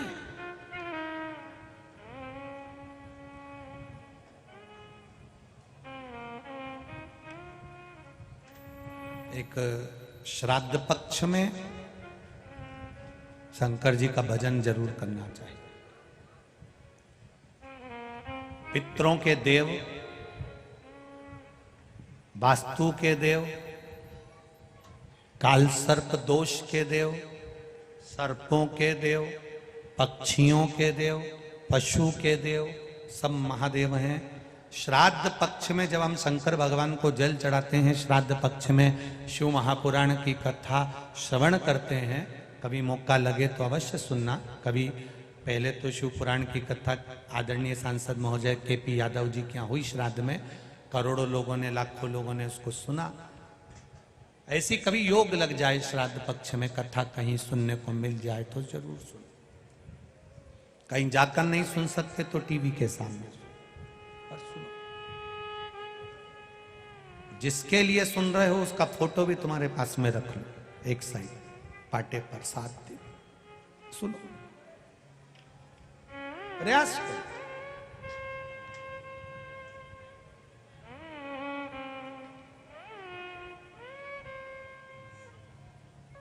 श्रवण करिए, श्राद्ध पक्ष में 1 लोटा जल शिव जी को चढ़ाने का प्रयास करना।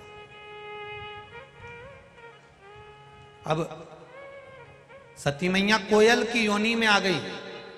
कोयल की योनि बनने पर भी जल का छींटा देती हैं, पर महादेव तप में लीन थे तो ध्यान नहीं दिया। सती माता ने पूछा, मैंने गलती कौन सी करी है, ये कौन सी गलती का मुझे ये कर्म भोगना पड़ रहा है कि मैं अपने पिता के घर में, जिस पिता ने देवी जी की आराधना करी और माता की आराधना कर कर पिता ने मांगा था कि मेरे घर में एक बेटी और दे दीजिए, जिस पिता ने देवी से मांगा कि बेटी दो और वही पिता के घर में बेटी जल रही हो, तो कितना दोष होगा, कौन से कर्म का भोग भोगना होगा। शंकर भगवान क्या बोले, बस तूने एक शंकर के भक्त की परीक्षा ली, परीक्षा।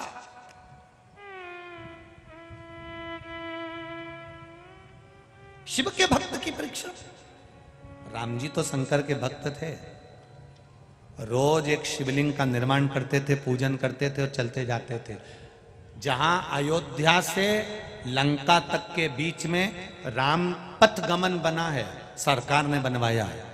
सरकार ने राम पथगमन बनाया है, कभी मौका मिले उस राम पथगमन पर अपनी गाड़ी लेकर निकलना, राम पथगमन पर गाड़ी लेकर निकलना। जितनी जितनी जगह पर रात में राम जी रुके हैं, दूसरे दिन उन्होंने जिस गांव में, जिस नगर में, जिस शहर में, जिस क्षेत्र में मेरे राम जी रुकते थे, वहां पर शिवलिंग का निर्माण करते थे, उसकी पूजन करते थे। पूरे राम पथगमन में अयोध्या से लेकर लंका तक के बीच में जितनी भी जगह राम जी रुके हैं, राम जी के मंदिर वहां कम है, शंकर जी के मंदिर ज्यादा है, क्योंकि शिव की आराधना करी थी।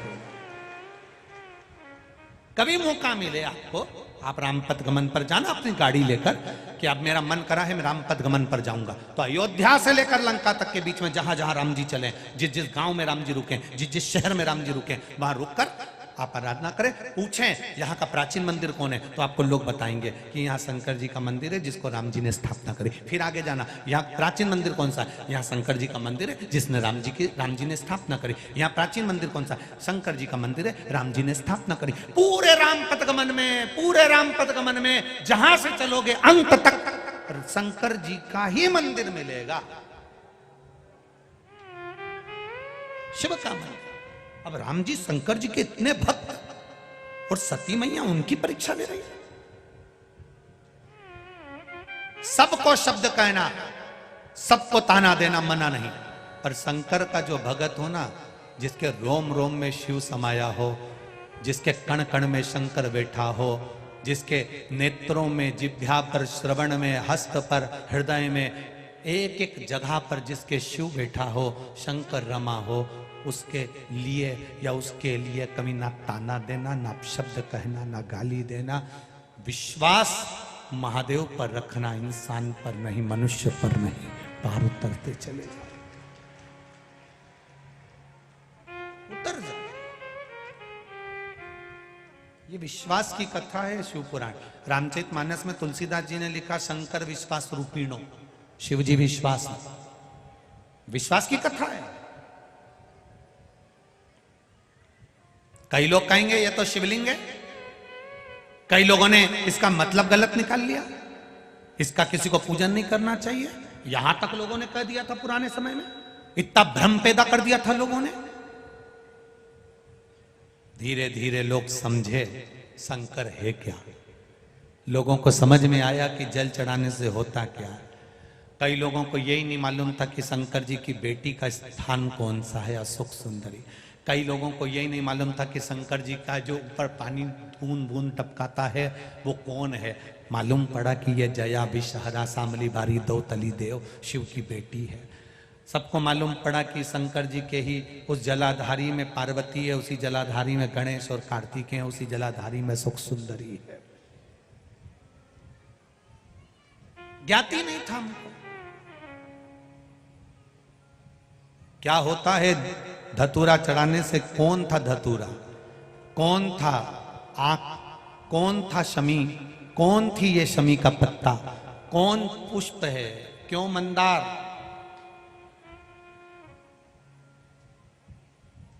क्यों कनेर,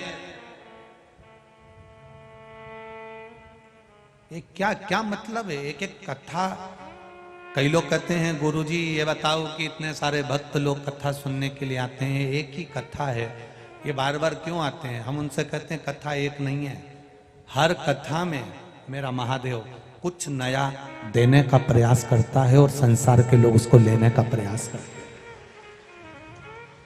कोटेश्वर में 5 दिन शिव पुराण की कथा सुनी, लोगों ने एक एक फूल का महत्व जाना, एक एक पत्ती का महत्व जाना, एक एक पुष्प की महत्वता जानी कि आखिर है कौन, क्यों चढ़ता है, किस लिए चढ़ता है, किस लिए प्राप्त होता है। आज विक्रमादित्य राजा महाकाल शिव पुराण की कथा चल रही है तो लोगों को मालूम पड़े कि हरसिद्धि मैया क्यों जा रही थी उज्जैन से, क्यों रोका विक्रमादित्य ने, क्यों भर्तरी अपनी मां की गोद में बैठकर रोए, क्यों भर्तरी की बहन ने भर्तरी को ज्ञान दिया।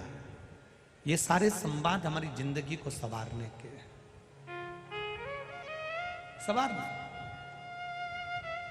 अब देखा तुम कोयल की योनि में पा गई क्योंकि तुमने राम जी की परीक्षा ली है।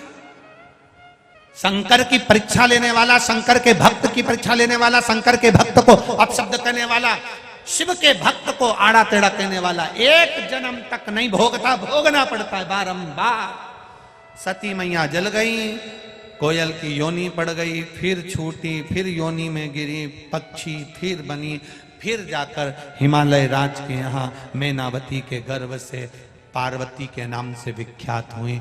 तब उन्होंने तप साधना करना प्रारंभ करा। गर्भ से प्रकट होने पर देव ऋषि नारद ने उनका भाग्य बता दिया कि ऐसा दुख इनकी जिंदगी में आएगा। इनका पति नग्न वेशधारी रहेगा, अड़भंगा रहेगा, भस्मी रमाने वाला, जटाजूट बांधने वाला इनका पति रहेगा।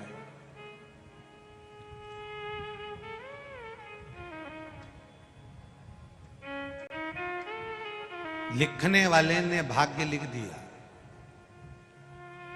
किसी ने कहा शनि बेकार चल रहा है, अंगूठी पहन ली। बृहस्पति बेकार चल रहा है, अंगूठी पहन ली।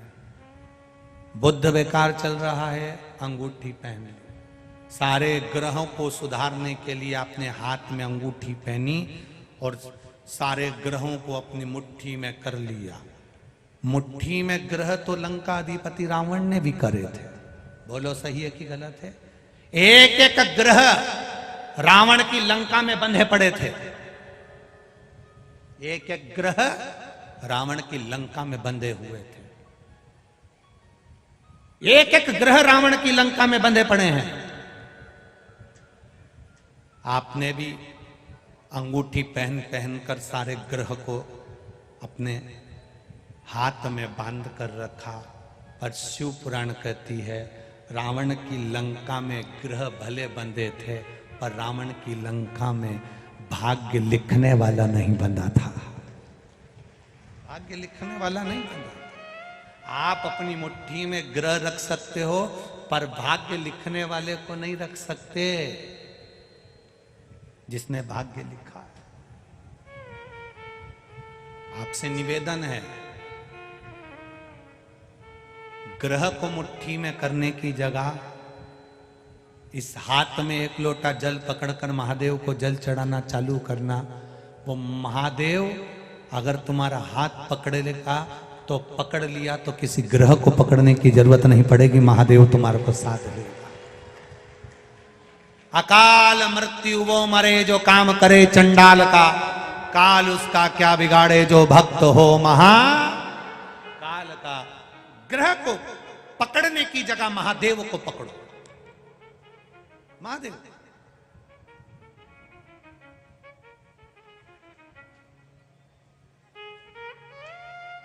कई लोग हमसे भी कहते हैं महाराज जी तुम भी तो इतनी सारी अंगूठी पहनते हो। हम उनसे कहते हैं ये सब भगत लोग तो पिना है। अब इनने पिनाई और हम निकाल निकाल के रख दें और बाद में हमारी औलाद पहने और उनकी बहू पहने और ऊपर जाकर अपने को कितना दिल दुखे कि हमारी अंगूठी पहन रही है। तो अपनी अंगूठी अपन खुद पहनो ना।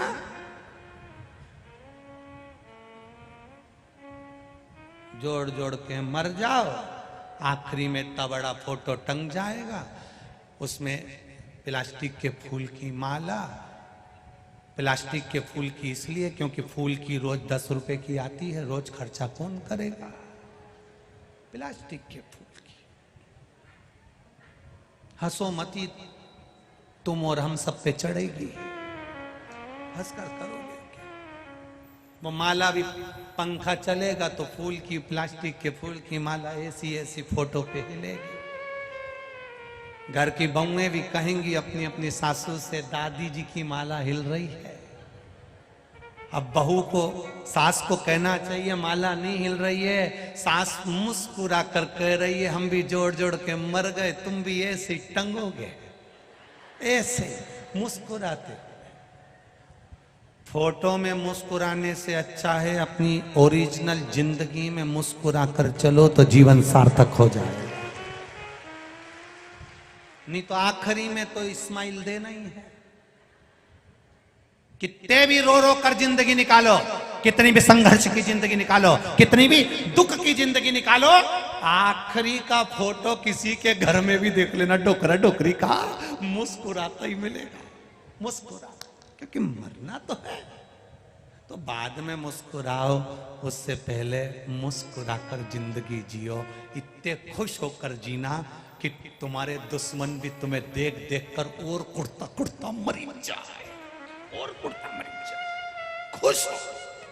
कर्जा हो गया, मरने की मत सोचना। दुख आ गया, मरने की मत सोचना। छाती पे मूंग दलना, काय को मरूं। लड़ाई हो गई पति से, लड़ाई हो गई ससुराल में, माय के कभी मत जाना। लड़के वहीं रहो, घी की रोटी खाओ, एनर्जी बढ़ाओ, क्योंकि कल फिर लड़ना है। काय को जाऊं, नहीं जाना। वो कितना ही के जा अपने पिता के घर, नहीं जाऊं, जा। और थाना दादाजी में जमे है तो मेरे को पकड़ के छोड़ के जा। और जैसे ये घर से बाहर निकाले, वैसे ही चिल्ला के कहते ना मेरे को रोटी नहीं दे रहे, अंदर वापिस चल देवी, अंदर चल। और टिफिन खोल के ये कितनी गाली बके, तुम अंदर रसोई घर में जाओ ना, देसी घी लगा के, नमक मिर्ची लगा के, ऐसा पुंगा बना के जैसे बचपन में खाते थे, वैसी सास के सामने खा। तुम अपने को खुश होकर जिंदगी जीना, रोके नहीं। जरा सा दुख आया, कर्जा बढ़ गया, मरने की सोच ली। तकलीफ आ गई, मरने की सोच ली। काय को मरे? जो जितना गाली दे, जितना शब्द कहे, जितना ताना दे, जितना आड़ा टेढ़ा बोले, उसके सामने उतना सज धज के लाइन खींच के डब्बा भरी ने, फिर लोटा लेके पानी लेके ने शंकर जी के मंदिर उसी के सामने जाओ, और बिना माचिस के आग लगाओ। जा तो जा, चलिए शिव जी के कही दी के तो के। और वो जितना जितना बोले नहीं उतना मुस्कुरा के जाओ, और बड़े प्रेम से तेरे डमरू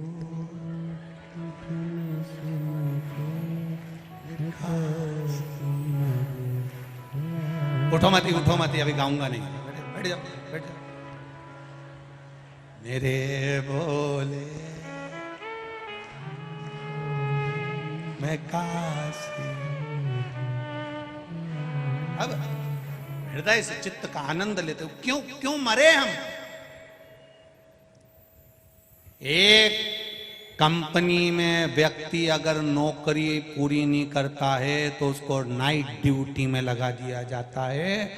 अपना कर्म करते करते अगर हम सोचे कि बड़ा दुख आ गया और मर गए, मरने के बाद फिर जन्म लेना पड़ेगा, नौकरी पूरी करना पड़ेगी, इससे अच्छा है जैसी मिली वैसी पूरी करो। जब तक वो नहीं बुलाए तब तक अपन जाओ मत। घर के लोग बहुत भेजने का प्रयास करेंगे, जो बुजुर्ग बहुत बीमार पड़ जाते हैं उनको लोग गीता जी भी सुना देते हैं कि अब जाएगी, फिर भी नहीं जाती, वो कि नहीं जाऊंगी। लोग उनके मुंह में 4-6 बार गंगा जल भी पिला दिए, 3 बार गोबर स्लीप के नीचे सुला दिया, डोकरी फिर उठ के बैठ गई और आवाज लगाते से बोली बिना शक्कर की चाय लिया, तुरंत बिना शक्कर नहीं जाओ। करो भजन भगवान का, काहे छूटे। सती मैया ने पार्वती के रूप में जन्म लिया, पार्वती मैया ने तब साधना, देवर्षि नारद ने उनका भाग्य बताया, तब साधना करी है माता जान पार्वती जी ने। ऐसी तप साधना, ऐसी तप साधना महादेव को अपना बनाने के लिए तप कर रही है। लोगों ने समझाया तो नग्न वेशधारी है, भस्मी रमाने वाला है। शिव तो ठहरे कैलाशी, हरि गोरा पछताओगी, बूढ़े जोगी के संग में तुम कैसे रहे। पार्वती जी से कई लोगों ने कहा शंकर जी बूढ़े हैं, शंकर जी बूढ़े हैं, शंकर जी बूढ़े हैं। तो पार्वती जी ने जिसने कहा था उनसे पूछा, ये बताओ कि उनकी उम्र कितनी है, उम्र कितनी है शंकर जी, महादेव की उम्र कितनी है। एड्रेस तो सही बताओ, उम्र तो सही बताओ। जैसे एक नगर निगम वाले आए, सर्वे करते करते सर्वे करने के लिए पहुंचे, एक बेचारी सौभाग्यवती नारी अपने पति का कभी नाम नहीं लेती थी, कभी नहीं, कभी नहीं। सर्वे वाले उसके यहाँ पहुंच गए और उन्होंने सर्वे करते करते पूछा, तुम्हारे पति का, तुम्हारा नाम क्या है? बिमला देवी। बेटे का नाम क्या है? भानु प्रताप। बेटी का नाम कृष्णा। अच्छा, पति का नाम? चुप। सर्वे वालों ने पूछा, ऐसे पल्लू डालने से कुछ नहीं होगा, नाम बोलो पति का। इतने में पत्नी बोली, हम उनका नाम नहीं लेते। तो नाम तो बताना पड़ेगा, हम दूसरी बार थोड़ी ना आएंगे, नाम बताओ। पत्नी बोली, तुम बाद में आ जाना। नहीं, हमें अभी नाम बताना पड़ेगा। पत्नी बोली, मैं ऐसा आइडिया से बताऊं तुम समझ जाओगे का? बोलो कि 3 गंजी और 3 गंजी कितनी होती है? 3 गंजी और 3 गंजी कितनी हुई? 6 गंजी। कितनी हुई? 6 गंजी। अच्छा, तुम्हारे पति का नाम छगंजी है? हाँ, लिख लो, बस अंदाजा लग गया। छगंजी। हे, आज भी ऐसी ऐसी माताएं हैं जो अपने पति का नाम नहीं लेती है, आज भी है। एक बार इंदौर कथा करने गए थे, वहां पर भी एक मिली थी। हम आरती गाते थे उस समय पर, बहुत पहले की बात है। जय जगदीश हरे, ये मंच पे खड़ी होके बोले, जय कल्लू के पिताजी हरे। ये आज भी है, ऐसा नहीं कि नहीं है। अपन उनसे बोलो तो वो आज भी बोलते नहीं, हम उनका नाम नहीं लेते। इसलिए आरती में भी जगदीश आए तो वो नाम बदल दे, वो नहीं बोले। इतनी समझता। और एक आज की तुरंत चिल्ला के बोल दे, ए भानु इधर।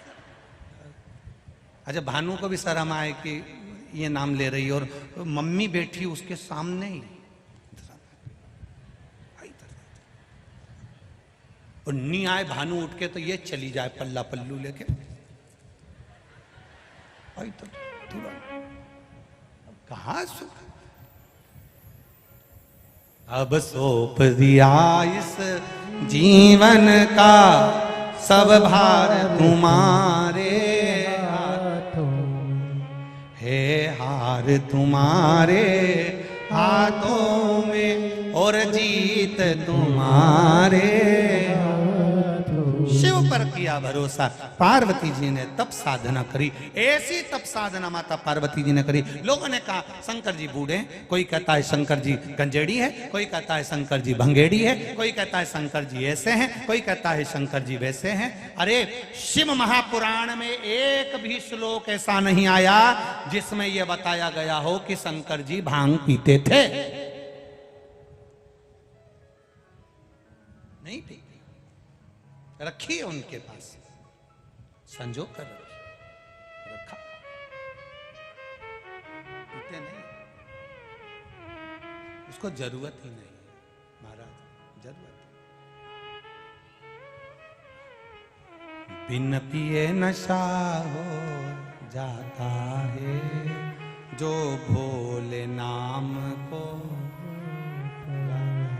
जो शंकर के नाम का मात्र उच्चारण करता है, जो शिव के नाम का भजन करता है, जो शंकर भगवान के नाम का कीर्तन करता है, जो शिव नाम की भक्ति में डूबा रहता है, जो शंकर के भजन में स्मरण में डूबा रहता है, उसको नशा करने की जरूरत नहीं पड़ती। वो स्वयं 24 घंटे नशे में रहता है। 24 घंटे, 24 घंटे नशे।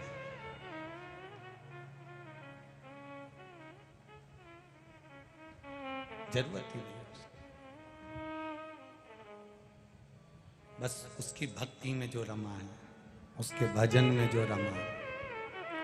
अब किसी ने कहा कि स्त्री शंकर भगवान को अगर शिवलिंग को स्पर्श करती है तो उसको ये हो जाती, वो हो जाती। पार्वती मैया शंकर भगवान के शिवलिंग का स्पर्श कर रही है, निला रही है, चरणामृत दही पंचामृत जल चढ़ा रही है, शंकर भगवान को स्पर्श कर रही है पार्वती मैया।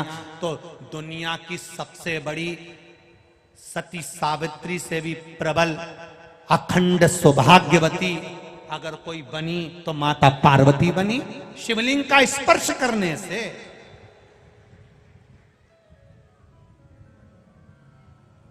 कई लोग कहते हैं शंकर जी को मलमल का, ना ना, पार्वती मैया स्पर्श कर रही है। पार्वती मैया शिवलिंग का स्पर्श कर रही है। उमा देवी ने शिवलिंग का स्पर्श करा। कात्यायनी, कुष्मांडा, चंद्रघंटा, स्कंदा, सारे चरित्र निकाल कर देखिए। नारी शंकर भगवान के शिवलिंग का स्पर्श कर कर पूजन कर सकती है। ये शिव महापुराण की विद्येश्वर संहिता का 73 नंबर पेज कह रहा। करो।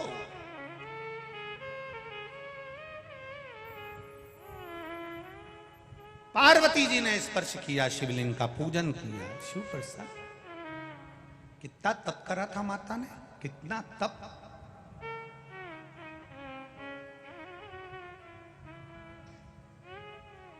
जब पार्वती जी छोटी थी ना, लहंगा, चोली, सुंदर चोटी, सुंदर कर्णफूल, नैनों में सुरमा, सुंदर धारण कर कर माता पार्वती जी जाती थी। सुंदर सुंदर स्वरूप धारण कर कर मां जाती। उस समय पर माता पार्वती जी शिव जी की आराधना करने के लिए नहीं जाती।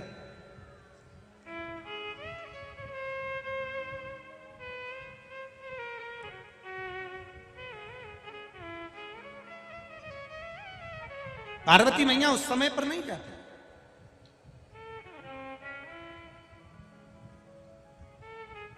पार्वती मैया मैनावती के साथ में एक सुंदर हिमालय राज्य की नगरी में एक सुंदर शिवालय है। सुंदर शिवालय,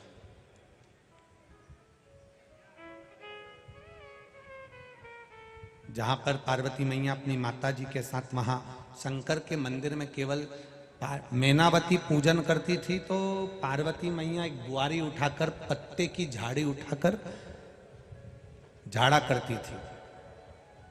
छोटे बच्चों को यह ज्ञान देना जरूरी है। छोटे बच्चों के भीतर यह स्मरण कराना जरूरी है, बहुत जरूरी है।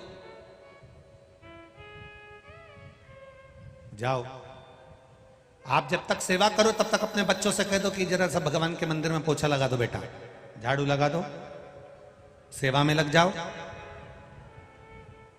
जिसको मंदिर में सेवा करते हुए शर्म नहीं आती, वो घर में भी सेवा करने में शर्म महसूस नहीं करता है, करता ही है। पहले के समय में लोग जब शादी में भोजन होता था, शादी में जब भोजन होता था तो घर के लोग भोजन कर कर जाने के बाद लोग पत्तल उठाते थे। घर के लोग पत्तल उठाते थे, और जब घर के लोग पत्तल उठाते थे फिर उसको रखकर आते थे। घर के लोग, आज के जमाने में अगर घर का कोई व्यक्ति चाय पीकर कप रख दे तो भी घर के लोग इंतजार करते हैं कि वो पोछे वाली आएगी, बर्तन वाली आएगी, झाड़ू वाली आएगी, वो उठा कर ले जाएगी। अपन नहीं उठाएंगे, अपन को नहीं उठा, लोग इंतजार करते। कितना कितना सुंदर बात कही गई है महाराज। कूर्म पुराण में वर्णन किया गया और भविष्य पुराण में वर्णन किया गया। कूर्म पुराण और भविष्य पुराण। किसी अतिथि के झूठे पात्र को उठाकर हम अगर ना मांजे, बर्तन हम नहीं मांजे, आपके यहाँ बर्तन वाली लगी है मत मांजो, आपके यहाँ बर्तन मांजने वाली लगी है मत मांजो। किसी अतिथि के झूठे बर्तन को उठाकर जहां बर्तन मांजे जाते हैं वहां रख दिया जाए और उसमें थोड़ा सा पानी नल में से लेकर उस झूठे बर्तन में डाल दिया जाए, तो मृत्यु लोक में अगर भूल से भी अगला जन्म हो जाता है, अगला जन्म अगर हमारा प्राप्त हो जाता है, तो सुंगर की योनि जीव को कभी नहीं मिलती है।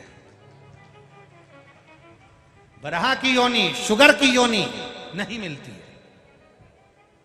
अतिथि आया, उसके झूठे बर्तन पड़े हुए हैं, उठाए नहीं, पड़े दिए, और उस बर्तन को उठाने वाली ने उठाया, मांजने वाली ने मांजा। शिव पुराण तो यहाँ तक कहती है कि उस बर्तन को आपको नहीं मांजना, मत मांजो, बर्तन वाली लगी है वो मांज लेगी, पर उस बर्तन को उठाकर जहाँ मंज रहा है, जहाँ पर साफ हो रहा है, जहाँ पर साफ किया जा रहा है, वहाँ रखकर थोड़ा सा पानी ही डाल दिया तो भी उसमें हमारी एक योनि छूट जाती है।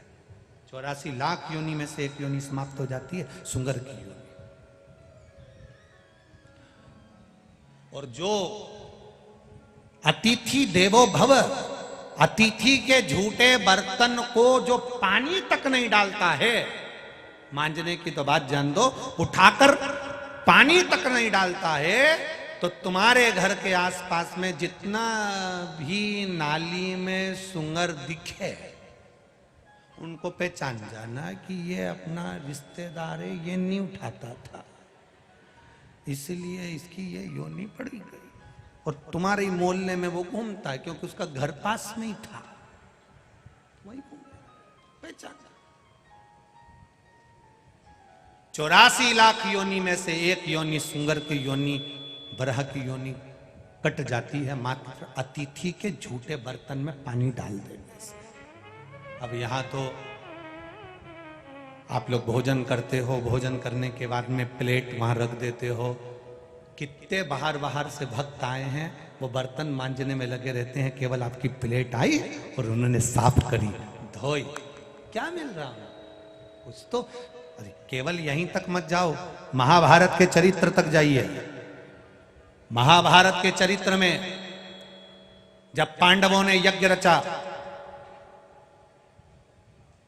और उस यज्ञ की जब रचना करी गई, उस यज्ञ की रचना में सबको काम दिए गए, सबको काम दिया।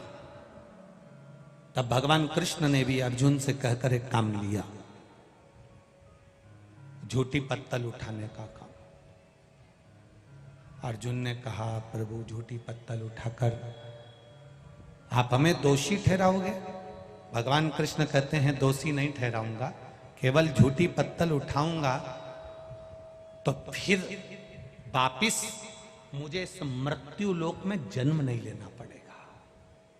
एक बार मेरे भगवान कृष्ण ने द्वापर में झूठी पत्तल उठा ली, उसके बाद मेरा कृष्ण आज तक पृथ्वी पर अवतरित नहीं हुआ। क्यों? इसके पहले के जितने अवतार हैं सब निकालो, राम अवतार, वराह अवतार, नरसिंह अवतार, सारे अवतार भगवान कृष्ण के पहले के उठा लीजिए। सारे अवतार भगवान के हुए, कई अवतार भगवान नारायण को और लेना थे, पर भगवान नारायण ने सोचा ये बार बार जन्म मरण के चक्कर से मुझे छूटना है, छूटना है, तो एक काम करना है। क्या? जो अतिथि आया है उसकी झूठी पत्तल उठाकर मुझे रख देना है। केवल एक काम करूंगा, इसके बाद मेरा अगला जन्म नहीं होगा, सारे जन्मों से छूट जाऊंगा। सारे जन्मों से छूट गया। पूरा युद्ध समाप्त हो गया, युधिष्ठिर सिंहासन पर बैठ गए, यज्ञ की रचना हुई, अर्जुन को काम दिया, सबको काम दिया, सब कुछ हुआ। और उस यज्ञ में एक काम भगवान कृष्ण ने लिया, चरण धुलाऊंगा, झूठी पत्तल उठाऊंगा। कई लोगों ने कहा, क्यों उठा रहे हो झूठी पत्तल? उठाने से क्या फायदा? सास के देती है बहू से, पड़ी रहने दे, आएगी ना वो उठा लेगी। बहू कह देती है सास से, क्यों उठा रही हो? आएगी ना बर्तन वाली, लगाइए ना काम वाली, उठाएगी। उनको समझाओ, झूठी पत्तल मेरे द्वारिका नाथ ने उठाई थी तो अगला जन्म नहीं हुआ। वो द्वापर का गया हुआ कृष्ण आज तक वापिस नहीं आया, दूसरा अवतार नहीं लेना पड़ा। उसी तरह जो एक बार झूठे पात्र को उठाकर भी रख देता है, पानी डाल देता है, उसका फिर 84 लाख योनि में से एक योनि उसकी कट गई, जन्म नहीं होगा, छूट गया। शिव कथा कह रही, पार्वती मैया लगी स्मरण में शिव जी की, भक्ति में शिवलिंग का निर्माण करती हैं, पूजन करती हैं, आराधना करती हैं, अर्चना करती हैं, शिव भक्ति में डूबी हुई हैं। अब अभी आपको सुबह प्रातः में जब दोपहर में कथा प्रारंभ हुई थी 1 बजे, तब आपको कहा था आप जब भगवान की भक्ति में डूबेंगे, आप जब भगवान के भजन में डूबेंगे, तब कहीं ना कहीं कोई ना कोई अड़चन आ सकती है। पार्वती मैया जब तप कर रही हैं, शिव जी उनकी परीक्षा ले, कभी ऋषि बनकर, मगर बनकर, संत बनकर, साधु बनकर, सर्प बनकर, बार बार परीक्षा लेने के लिए देवाधिदेव महादेव माता पार्वती के पास आते हैं। बार बार परीक्षा लेने के लिए। अब जब बार बार परीक्षा लेने के लिए आए तो महादेव पार्वती मैया थोड़ा घबरा जाती हैं, देख लेती हैं, फिर उनको लगता है कि परीक्षा कोई दूसरा नहीं ले रहा, देवाधिदेव महादेव ले रहे हैं। जीवन में एक बात उतार कर रखना, जब दुख की घड़ी आए, कष्ट की जब घड़ी आए, तकलीफ की जब घड़ी आए, दुख की जब घड़ी आए, उस समय पर आपके स्मरण में आना चाहिए जैसे सुख महादेव ने दिया था, दुख भी वो दे रहा है। सुख दिया तो दुख देकर परीक्षा भी वही ले रहा है कि हम अपने जीवन को श्रेष्ठता से जी सकते हैं कि नहीं जी सकते, ये महादेव परीक्षा लेगा, वो लेगा परीक्षा।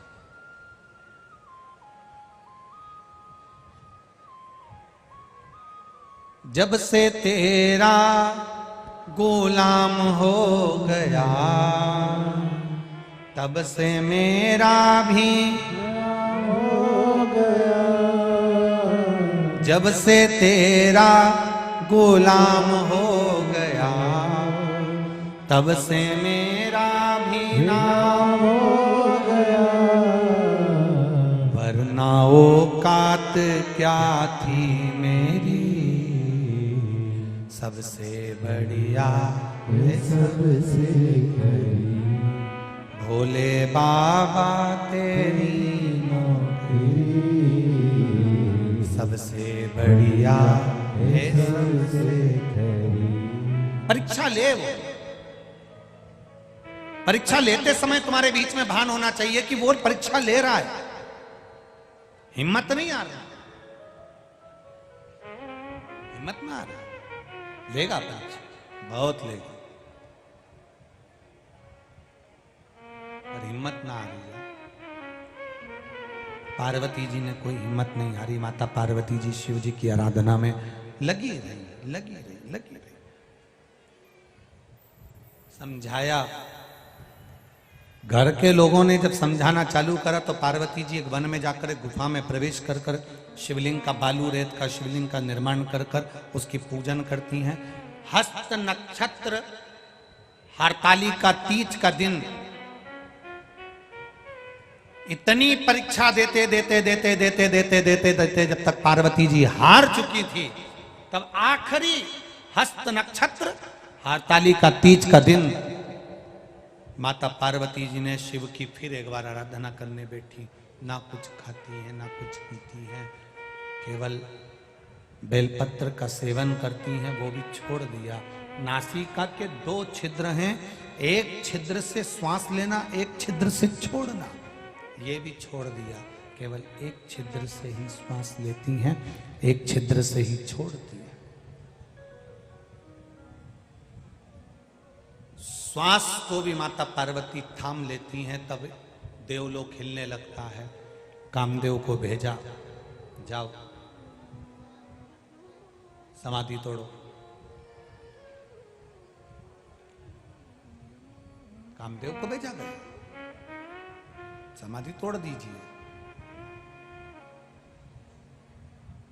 अब कितना लोगों ने विचार करा कि कामदेव को समाधि तोड़ने के लिए भेजा,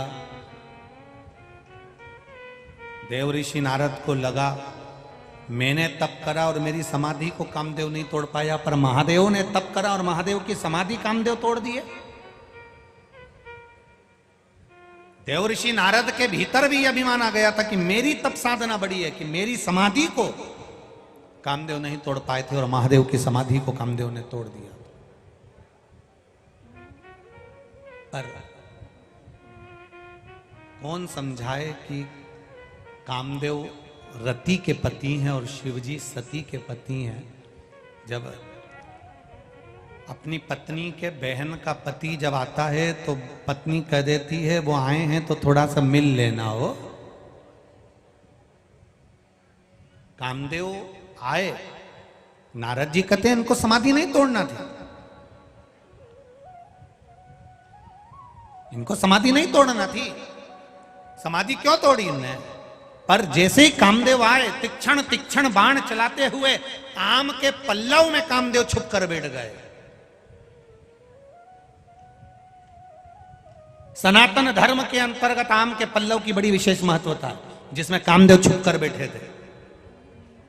शुभ कार्य के लिए, अच्छे कार्य के लिए आम के पत्ते की बंदरवाल बांधी जाती है। रोग मुक्ति के लिए नीम की बंदरवाल चैत्र के महीने में बांधी जाती है।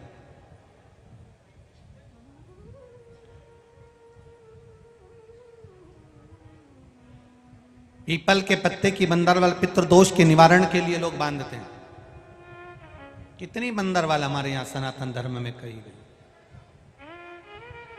अब आज के समय में तो लोग वो बंदरवाल बांधते हैं, मोती की लगा देते हैं, कहीं कांच की लगा देते हैं बंदरवाल, कहीं दर्पण की लगा देंगे, कांच की लगा देंगे, मोती की लगा देंगे, रुई की लगा देंगे, ना जाने कौन कौन सी फूल की लगा देंगे। पर आम के पत्ते की बंदरवाल हमारे यहाँ शुभ कार्य के लिए लगाई जाती है। क्यों?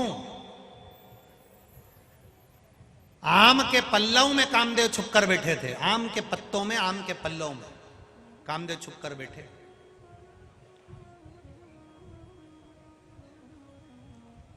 और वो आम के पल्लव में छुप कर बैठे तो देवाधिदेव महादेव ने भी कह दिया, सुनो कामदेव, तुम भस्म जरूर हो गए मेरे नेत्र की ज्वाला द्वारा, पर आम के पल्लव में तुम छुप कर बैठे थे, इसलिए जिसके द्वार पर ये आम के पत्ते की बंदरवाल बांधी जाती है, पल्लव लगाए जाते हैं, वहां पर महादेव की दृष्टि रहती है, कोई दूसरे की दृष्टि कभी नहीं पड़ सकती है।